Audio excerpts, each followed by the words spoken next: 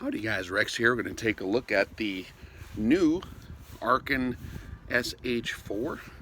I've seen the first two prototypes, quite a few of the prototypes actually, of the SH-4. This is apparently a new updated version. So we have the box here, and this is a 4-14 by 44 first focal plane with the 0 stop.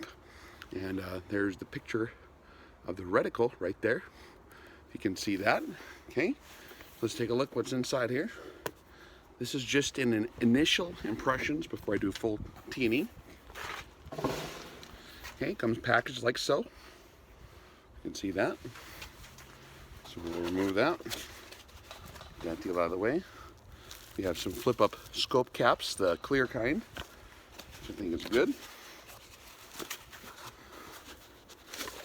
Yeah, I'm gonna drop stuff, huh?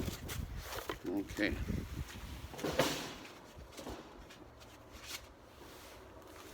Sorry guys, we have the sunshade packed in the box.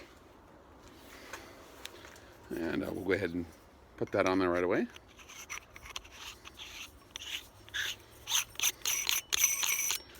Okay. That screws on nice and tight. So here's the Arken SH-4 4-14 by 44 first focal plane. Here's this side here. Here's this. Like so. Okay. And looks like we got similar, wow. We got similar turrets, at least the feel is similar to the EP4. You got a little more, the clicks are a little farther apart, but it's definitely tactile. You know it's clicking, okay? And it looks like we have 5 mils per revolution. We have our parallax adjustment here. Goes down to 10 meters, or yards, it's labeled in yards. So we got 10 yards, all the way out to 15, 20, 25, 30, 50, 100, and to infinity. Okay, there's the top. Has a similar kind of larger spot when you repeat the 0. Every time for every revolution you'll see these big arrows here. That'll kind of help you keep track of where you're at. Unscrewed away. It's got a, on the silver ring here, it's got the little marks, and it actually shows where my 0 of my elevation travel. It has 1, 0, and then 1.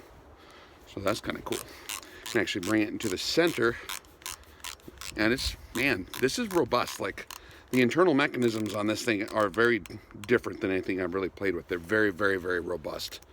Same thing with the windage turret, seems like the same deal. Let's take a look through it here. Just set the parallax for about 100, and go this way here. Okay, we got a very nice, clean mill scale reticle. No fancy stuff, which is good. On the sides we have a finer milling option, and on the very bottom of the spine at the 12, in between 10 and 12 mils, we have, it looks like every 10th mil staggered little markings. So you can do some fine milling. The reticle's nice and clean. Got a nice crisp view. I'm going to bring it all the way down to the bottom of the adjustment, and it actually bottomed out on 0 there. It's nice and crisp and clear all the way around at the extreme range of the adjustment. Here's your 0 stop, by the way. Whenever you get a 0 and you slip your scales, you just screw that down until it touches. Very, very simple. I'm going to bring it all the way up, and we'll look through the top, or the other side of the lens. But what we're doing here is looking at the very edge of the lens to see if we have any optical aberrations or vignetting. And as far as I can tell, it looks good.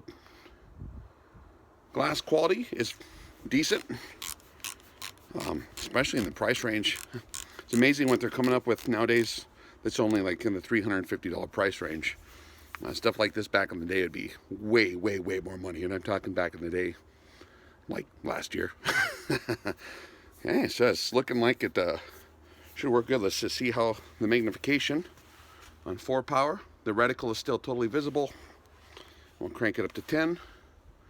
We still got full view. I'm cranking it up until, okay, at max power at 14, we still have full view of the entire reticle all the way down below 12 milliradians. And going up both left and right. So left and right, you got 8 mils of subtensions. And then up, it looks like one, what would that be? 1, 2, 3, 4, 5, going up. Not a bad deal. For 350 bucks, this might not be a bad option at all. I will throw this on the Truth Stick and see how it performs the tracking. The last ones I did were right in industry standard. They did not do bad. I know that this passed the freeze test exceptionally well, like 30 below, I think 29 below Fahrenheit, and everything worked, which is tells you something is different in how this control group is put together. So I'm liking it so far, especially for the value. I'm gonna have to do an updated scope kind of situation review just on scopes in general. The market is evolving so quickly, it's ridiculous. The level of quality that's available nowadays for such low prices on some of these new scopes that are coming out. So we'll do an expose of all the new tactical style scopes that are coming out. Back when I did the 101 series, it was just before the market took off on that, so there wasn't a lot of options. But now you're starting to see some. This is, I mean, for 350 bucks, I've never seen nothing that has these kind of features. And like the quality seems like it's real good. So we'll give it a full test. I ain't gonna have a conclusion on this until I get a little bit more testing done on this. You know how I am with these things, guys. But do stand by. It's looking promising. All right. Catch you on the flip side.